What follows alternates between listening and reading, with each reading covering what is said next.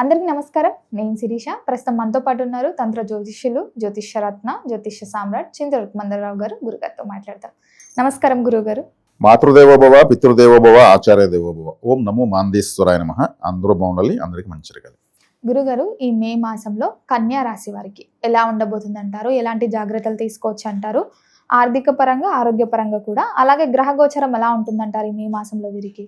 ఈ 2026 సంవత్సరం మే మాసం కన్యారాశి వాళ్లకు ఎలా ఉందో చెప్పుకునే ముందు సహజంగా మనం ఈ రాశి యొక్క ప్రత్యేకత కొంత మాట్లాడుకున్న తర్వాత మాస ఫలితాలకు వెళ్దాం. కన్యారాశి అంటే, కన్యా అంటే పరిపక్వతకు అపరిపక్వతకు మధ్యలో ఉన్నదని అర్థం. అంటే చిన్నపిల్ల అంటే చిన్నపిల్ల కాదు, అంటే అన్నీ తెలిసిందంటే అన్నీ తెలిసింది కాదు. అంటే అందుకే పరిపక్వతకు అపరిపక్వతకు మధ్యలో ఉన్నది. అందుకే వీళ్ళు చాలా సెన్సిటివ్గా ఉంటారు. ఏమని ఇట్లా అంటే అటాచ్ చేస్తారు. మగవాళ్ళు కావచ్చు, ఆడవాళ్ళు కావచ్చు. ఇట్లా అంటే అప్పుడే ఫీల్ అయిపోతారు. పౌరుషం ఎక్కువ, ఒక మాట వినరు. ఒకవేళ వీళ్ళు తప్పు చేస్తే కూడా ఒప్పుకుంటారు, నేను చేసిన తప్పని. ఎదురోళ్ళు చేస్తే ఒప్పుకోరు. ఎదురోళ్ళు తప్పు చేసినా కానీ నిలదీస్తారు. అంటే ఈ కన్య అంటే మనకు కడుపు, కుడి సైడ్, మరి ముఖ్యంగా కుడివైపు ఉన్నటువంటి కడుపు కన్యారసం సూచిస్తుంది. కడుపుకు సంబంధించిన దోషం ఖచ్చితంగా ఉండేదని అవకాశం ఉంటుంది. నొప్పి రావడము, వేడి చేయడము, అజీర్ణము, కాన్స్టిపేషను అంటే మలబద్ధకము, ఇట్లా కడుపుకు సంబంధించినటువంటి సమస్యలు వచ్చేందుకు అవకాశం ఉంటుంది. కేర్ఫుల్గా ఉండాలి. కన్యారాశి వాళ్ళంటే ఇంక వీళ్ళకు అప్పే అదృష్టం. వీళ్ళు అప్పు చేస్తారంటే ఏ పని చేసినా సక్సెస్లోకి వెళ్తారు.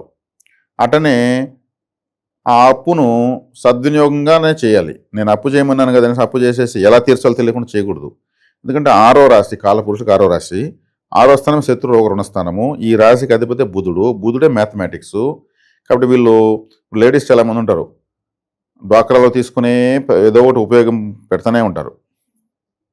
ఇంకేదైనా తీసుకునేసి ఇంకేదైనా చిన్న చిన్న కుటీర పరిశ్రమ లాగా పెట్టే డెవలప్ అయిపోతుంటారు. అంటే వీళ్ళకు అప్పు ద్వారా అప్పు అదృష్టంగా మార్చుకుంటే వీళ్ళకి సక్సెస్ అంతే. వీళ్ళకి సక్సెస్ రేట్ అంతా ఇక్కడే ఉంది. అప్పు చేయకుండా వీళ్ళు కూడా ఏం చేయలేరు. అప్పు లేకుండా వీళ్ళు ఉండరు. కన్యారాశి వాళ్ళు అప్పు లేదని చెప్పమని చూద్దాం. అంటే అలాగే ప్రపంచంతో ఉన్నారండి అంటే ప్రపంచంతో ఉన్నారు.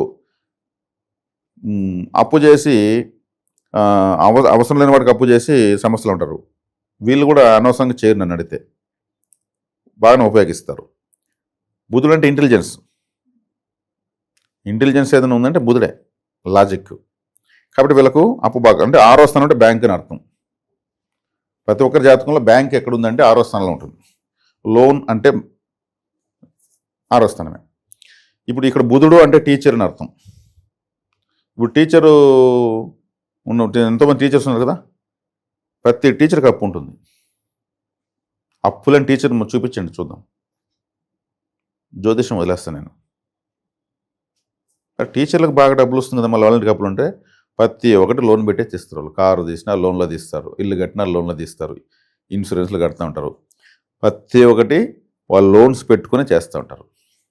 అదే వాళ్ళకి కలిసి వస్తుంది. పిల్లలు ఎడ్యుకేషన్ లోన్ పెడతారు. ఇలా వాళ్ళు టీచర్స్ పెట్టిన లోన్స్ ఎవరు బెటరు. బుధుడంటే teacher, బుధుడంటే mathematics. కాబట్టి వీళ్ళన్ని లెక్కలు బాగా వేసుకుంటూ ఉంటారు టీచర్స్. వస్తున్న వాటన్నిటికీ ఎట్లా చేసుకోవాలనేసి కట్టేదానికి అన్నీ కట్టుకుంటూ ఉంటారు. మళ్ళీ తీసుకోవాలని తీసుకుంటూ ఉంటారు. వాళ్ళు కట్టినవి ఎంత పర్ఫెక్ట్గా ఎవరు కట్టరు, వాళ్ళు వేసినంత పర్ఫెక్ట్గా ఎవరు లెక్కలు వేరు. టీచర్సే చిట్ వేసుకుంటారు.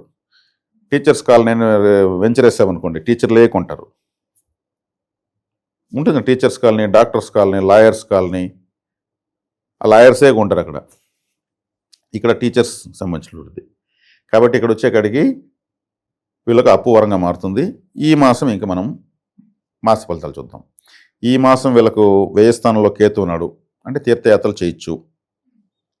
వీళ్ళు పడుకునేటప్పుడు కంపల్సరీ మెడిటేషన్ చేసి పడుకోవాలి.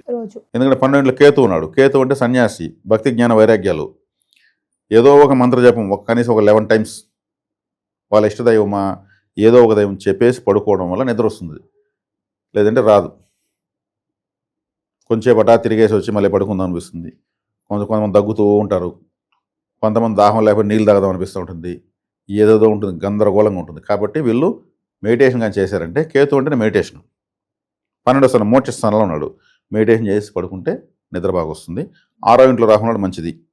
7వ ఇంట్లో శని మంచివాడే. అంటే 5వ ఇంటి వాడు 6వ ఇంటి వాడు, 6వ ఇంటి వాడు శని మళ్ళీ 6వ రాశిని చూస్తున్నాడు. కాబట్టి ఈ టైంలో వీళ్ళు చేసేటువంటి అప్పు చేసే వ్యాపారాలు కానీ, లేదా ఆల్రెడీ ఉన్న అప్పులకు కానీ వీళ్ళు తీర్చేదానికి బలం పెరుగుతుంది. 8వ ఇంట్లో కుజుడున్నాడు, ఇది కేర్ఫుల్గా ఉండాలి. 8వ ఇంట్లో కుజుడు అంటే ఈ రాశికి మంచివాడు కాదు, ఏదో ఒక అనారోగ్యం చేస్తుంది. హెల్త్ విషయంలో కేర్ఫుల్గా ఉండాలి. కన్యా రాశి వాళ్ళకి ఎక్కువగా ఇచ్చింగ్స్, నవలకు సంబంధించినటువంటి చర్మ సంబంధమైన అనారోగ్యాలు వస్తాయి. దాన్ని కరెక్ట్గా పోయి కుజుడు రక్తానికి అధిపతి 8లో ఉన్నాడు. బ్లడ్లో మురికి పెరిగిపోతేనే పైన చర్మం పైన నవలు వచ్చేది. మన పైన క్రీమ్స్ పుడుస్తాము, లోపలికి ఇంటర్నల్గా మంచి మెడిసిన్ తీసుకుంటే బ్లడ్ శుభ్రమై మురికి బయట వచ్చేస్తే, యూరిన్ ద్వారా వచ్చేసిందంటే మళ్ళీ పైన చర్మానికి నవ్వలు రావు. కాబట్టి మంచి మంచి సోప్స్ వాడాలి, దానికి తగిన సోపు. టీవీలో కనిపించేవన్నీ వాడితే కుదరదు. మంచి చర్మాన్ని కాపాడుకునేటువంటి సోపులు వీళ్ళు వాడుకోవడం బెటరు. ఆ తర్వాత కుజుడు 8వ ఇంటున్నాడు కాబట్టి, కుజుడు అంటే అంబులెన్స్ అని ఇంత ముందు ఒక రాశిలో చెప్పాను. ఆయన పోయి మళ్ళీ అక్కడ అంబులెన్స్ కాడ కూర్చున్నాడు అంటే ఇంకా బలం పెరిగింది. అంటే ఇప్పుడు అగ్గికి గాలి తోడినట్టు ఇంకెక్కువ మండుతా ఉంటుంది. పంచభూతాలు 5 ఉన్నాయి.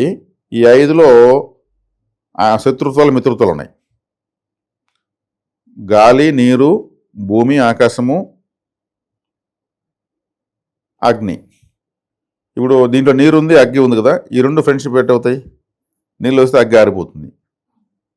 నీరు, భూమి ఫ్రెండ్స్. భూమి నీటిని రిసీవ్ చేసుకుంటుంది. గాలి, అగ్గి ఫ్రెండ్స్. ఈ గాలి తోలితే అగ్గి ఇంకా ప్రజ్వలిపోతుంది. మరి ఈ 4 ఎక్కడుంటాయి? ఆకాశంలో ఉంటాయి. కాబట్టి ఇక్కడ వచ్చేకాడికి కరెక్ట్గా 8వ స్థానంలో ఉన్నాడు అష్టమాధిపతి. కాబట్టి వీళ్ళు కన్యా రాశి వాళ్ళు ఇన్సూరెన్స్ కూడా వేయకూడదు. ఇన్సూరెన్స్ అంటే ఏమి? నా కాలు విరిగితే ఇంత డబ్బు, నాకు చెయ్యి విరిగితే ఇంత, ఒకవేళ నేను చనిపోతే ఇంత అని. కాబట్టి వీళ్ళు 8వ స్థానాధిపతి 8వ స్థానంలో ఉన్నప్పుడు ఇన్సూరెన్స్లు వేయకూడదు. ఒకవేళ వేస్తే అదేమవుతుంది? నిజంగానే కాలు విరుగుతుంది. మనమే సర్టిఫికేట్ తీసుకుంటున్నాం, నా కాలు విరిగితే ఇంత డబ్బు అని. వేరే రాశుల్లో యాక్చువల్గా ఇన్సూరెన్స్ అనేది నెగిటివ్, మన ప్రమాదానికి మనమే డబ్బు కట్టుకున్నట్టు, దానికి లీగల్గా ఒక సర్టిఫికేట్ తీసుకున్నట్టు. అంటే మరణ పండు అంటారు దాన్ని. పండు అంటే ఫలము. మరణ ధృవీకరణ పత్రము, ప్రమాద ధృవీకరణ పత్రం ఇన్సూరెన్స్ అంటే ముందుగానే డబ్బు కట్టి పెట్టుకుంటుంటాం. ఒకవేళ నాకు ఏదైనా అయితే దానికి బలం పెంచుతూ ఉంటాం, కట్టి దాని బలం పెంచుతాం. ఇదేదైతే ఇన్సూరెన్స్ క్లెయిమ్ అవుతుంది. అంటే ప్రమాదానికి మనం బలం పెంచుతున్నట్టు లెక్క. కన్యా రాశి వాళ్ళకి వేగంగా జరుగుతాయి ప్రమాదాలు ఇన్సూరెన్స్ వేస్తే. అందుకు వీళ్ళు ఇన్సూరెన్స్ కూడా సరిగ్గా కట్టలేరు. క్లెయిమ్ కాకుండా ఒకవేళ కట్టి ఏదైనా అయితే కూడా క్లెయిమ్ కూడా కావు.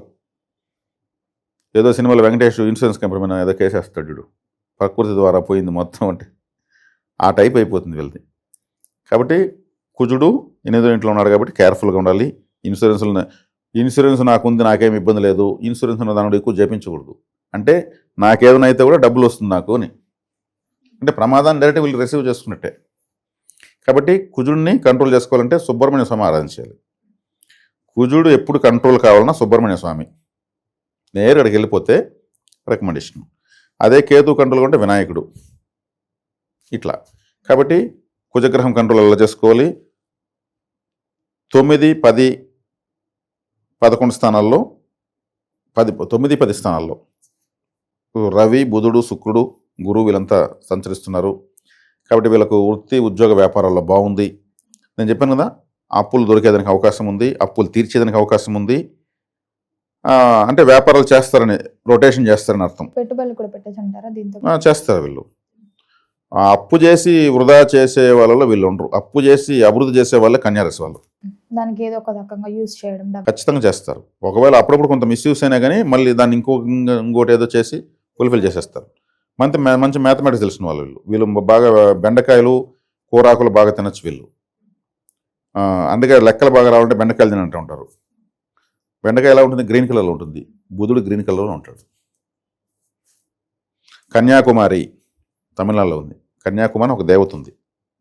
కన్యాకుమారి సముద్రం పక్కనే ఉంది. వాసవి కన్యకా పరమేశ్వరి, బాలా త్రిపుర సుందరీదేవి, వీళ్ళందరినీ కూడా వీళ్ళు బాగా పూజించవచ్చు కన్యారాశి వాళ్ళు.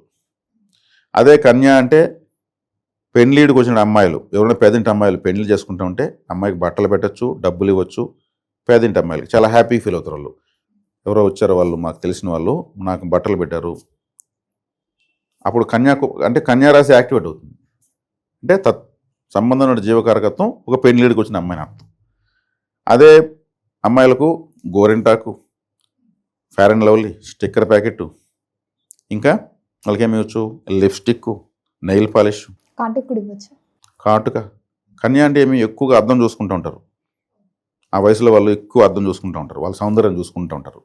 ఆ సౌందర్య సాధనలను ఇస్తే హ్యాపీగా ఫీల్ అవుతారు, వాళ్ళకేదో ఒక వరల్డ్ కప్ వచ్చినట్టు. ఇవి ఇవ్వచ్చు. అంటే ఇప్పుడు ఎవరైనా అబ్బాయిలు ఉంటారు అనుకో, ఇవి వెతుకుని కాలేజీ కాడికి పోయినా అనుకో తరుముకుంటారు. పేరెంట్స్ దగ్గరికి పంపించాలి. మళ్ళీ పలానా ఆయన చెప్పాడు కాబట్టి నేను తెచ్చానే, సమస్యలు వస్తే ఇట్లా జ్యోతిష్ని ఎవరు చెప్పారంటే కష్టం కదా. ఎవరైనా పెళ్లి కాకపోతే, అబ్బాయిలకు పెళ్లి కాకపోతే కూడా వాళ్ళ తల్లిదండ్రులు ఇవి పంచవచ్చు.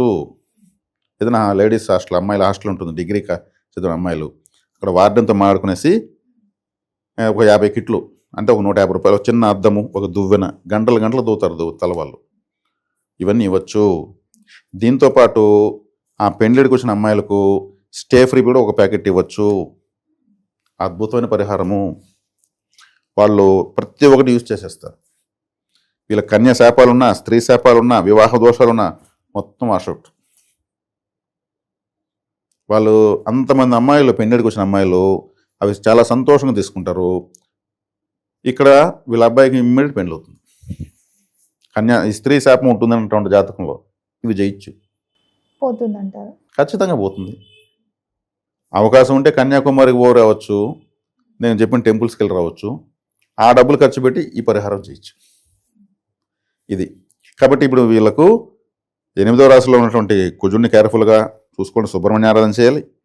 7వ రాశిలో శనేశ్వరుడు పెద్దగా బాధ పెట్టాడు. కన్యారాశిలో శనేశ్వరుడు సూపర్ ప్లానెట్ అయినా ఖచ్చితంగా ఫలితం ఇస్తాడు. కాకపోతే నేర్పించి ఇస్తాడు ఆయన, అది కరెక్ట్. ఇప్పుడు చేపలు వండి పెట్టడం కన్నా చేపలు పట్టుకోవడం నేర్పిస్తే ఎలా ఉంటుంది? చేపలు మనమే పట్టుకుంటాం, వండుకొని తింటాం. అది నేర్పిస్తాడు శనేశ్వరుడు. అంటే జీవితాన్ని ఇచ్చే ప్లానెట్ శనేశ్వరుడు. జీతాన్ని ఇచ్చేవి అంతా వేరే గ్రహాలు జీతం ఇస్తాయి. ఈయన ఏకంగా జీవితమే ఇస్తాడు. వీళ్ళకి ఫేవరు. 6వ ఇంట్లో రాహునుడు వీళ్ళకి మంచిదే. కాబట్టి గ్రహాలన్నీ అనుకూలంగానే ఉన్నాయి అని చెప్పచ్చు. కాబట్టి ఇప్పుడు ఈ కన్యారాశి వాళ్ళకు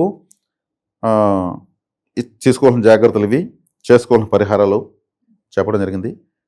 చక్కగా ఇవి చేసుకోవచ్చు, ఇబ్బంది ఏం లేదు. ఆరోగ్యపరంగా కూడా ఎలా ఉంటుందంటారు? ఆరోగ్యపరంగా చెప్పాను కదా, కుజుడు అష్టమంలో అంబులెన్స్, కుజుడు అంటే కడుపు నొప్పి వచ్చేందుకు అవకాశం ఉంది ఈ మాసంలో. ఇవన్నీ కేర్ఫుల్గా ఉండాలి. ఫుడ్ నీట్గా తీసుకోవాలి. తినేది కడుపులోకి ఏం పంపిస్తున్నా ఆలోచించుకొని తీసుకోవాలి. ఇప్పుడు ఎవడో జ్యూస్ అమ్ముతూ ఉంటాడు, వాడు ఏం కలిపి ఉంటాడో కలర్ మాత్రం అటు ఉంటుంది. వాడు బోర్ నీళ్ళు వేసి ఉంటాడా, ట్యాప్ నీళ్ళు వేసి కలిపాడా, ఇంకేమైనా కలిపాడో తెలియదు. కూలింగ్ అయితే పెట్టుంటాడు. మరి ఆరోగ్యం దెబ్బతింటుంది ఎందుకు? మరి ముఖ్యంగా కడుపు వెళ్ళేదంతా తినేందుకు పోయేది కడుపులోకి. అష్టమంలో కుజుడు ఆరోగ్యానికి సంబంధించినటువంటి, అంటే శత్రు రోగ రుణకారకుడు, రక్తానికి అధిపతి. అందుకే వీళ్ళకి బ్లడ్ చెడిపోతుంది, అవసరం అది చెడే పైకి నవ్వులు వస్తాయని చెప్పాను నేను. అవును, చెప్పారు. బ్లడ్ బాగుండాలి కదా, బ్లడ్లో ఎక్కువగా టాక్సిన్స్ ఉండకూడదు కదా. కాబట్టి రక్తహీనత, క్షీణత వచ్చేదానికి కూడా అవకాశం ఉంటుంది. కాబట్టి ఫుడ్ చూసి తీసుకోవాలి, ఇప్పుడున్న వాతావరణానికి అనుగుణంగా తీసుకోవాలి. సుబ్రహ్మణ్య ఆరాధన చేయాలి. తర్వాత తీసుకుంటే వీళ్ళకు 10వ ఇంట్లో గురువు ఉన్నాడు. 10వ ఇంట్లో గురువు 4వ ఇంటి వాడు, 7వ ఇంటి వాడు 10వ ఇంట్లో ఉంటే ఏమవుతుందంటే భర్త స్థానము, గృహస్థానం అని అర్థం. కాబట్టి ఇప్పుడు వీళ్ళ వల్ల భర్తకు సపోర్టింగ్ ఉంటుంది, కానీ భర్త వల్ల వీళ్ళకి కొంచెం సపోర్టింగ్ తక్కువ ఈ మాసం. కాబట్టి ఒక్కోసారి భార్యాభర్తలు ఒక త్రాసుకి 2 తట్టలు లాంటి వాళ్ళు, ఒక తట్ట పైకి వెళ్ళొచ్చు, ఒకటి కిందికి రావచ్చు. ఇది మామూలే, దాన్ని అడ్జస్ట్ చేసుకుని పోతున్నారు. దానివల్లే నువ్వు అన్నీ చేయగలుగుతున్నావు అట్లా అనుకోకూడదు. నీకు ఇప్పుడు బలం తక్కువ భార్య ఆటోమేటిక్గా చెయ్యాలి. ఇది ఈ మాసం వీళ్ళకు విషయాలు. గురుగారు, మొత్తం మీద కన్యా రాశి వారికి ఎలా ఉంది, ఎలాంటి జాగ్రత్తలు తీసుకోవాలి, ఏ దైవాన్ని కూడా పూజించాలి, ఎలాంటి పరిహారాలు కూడా చేసుకోవాలో తెలియజేసినందుకు ధన్యవాదాలు.